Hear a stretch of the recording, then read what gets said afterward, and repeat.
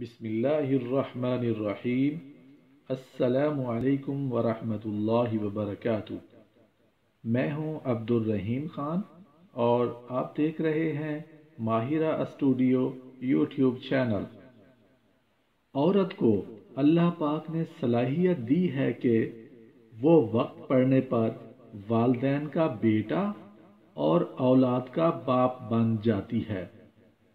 عورت موم صرف اپنی پسند کے مرد کے لیے ہوتی ہے، ورنہ اس جیسا پتھر کوئی نہیں ہے۔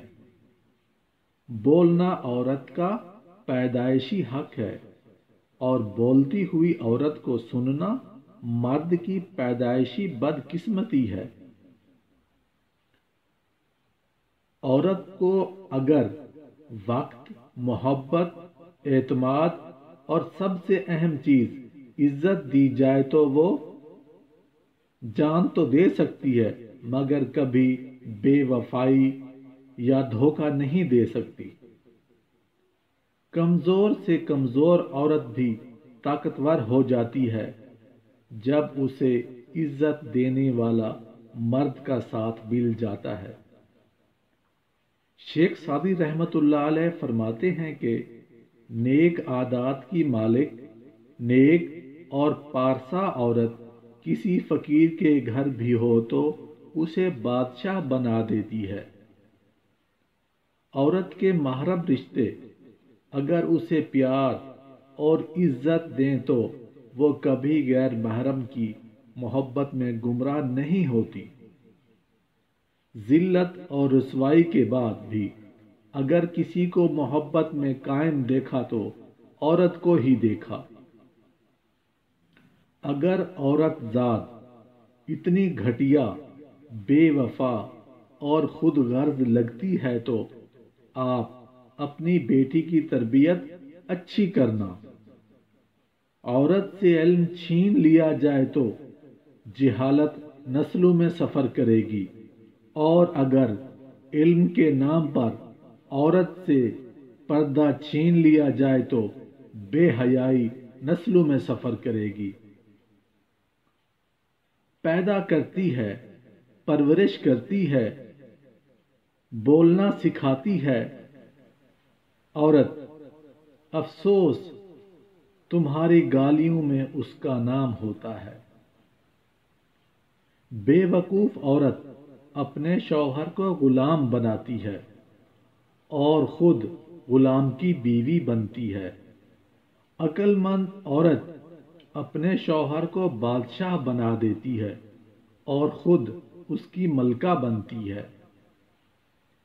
عورت کے تقدس کی حد یہ ہے کہ فرشتوں سے بھی اس کی بناوٹ کا پردہ رکھا گیا، اور پہلی عورت اس مرد کی پسلی سے پیدا کی گئی جس کی وہ منکوحہ کہلائی۔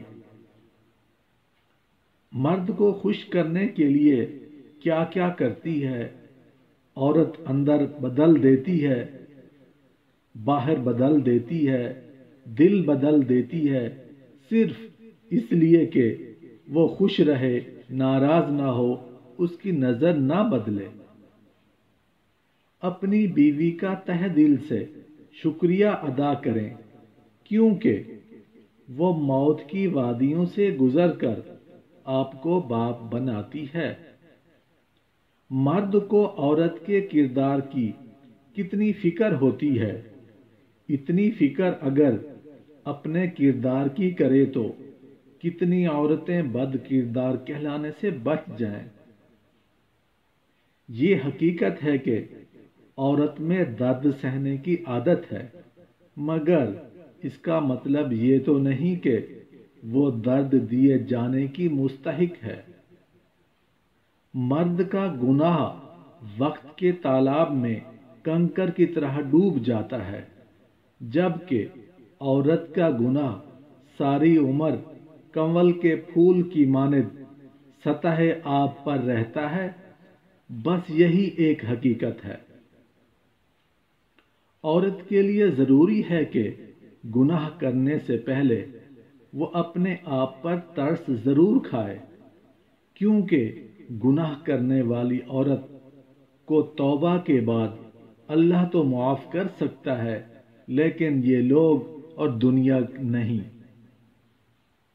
یہ عورت ہی تھی جس سے غیرت کے نام پر قتل کیا گیا، ورنہ بے غیرتی کے بڑے بڑے ریکارڈ تو اب بھی ہمارے معاشرے کے مردوں کے نام ہیں۔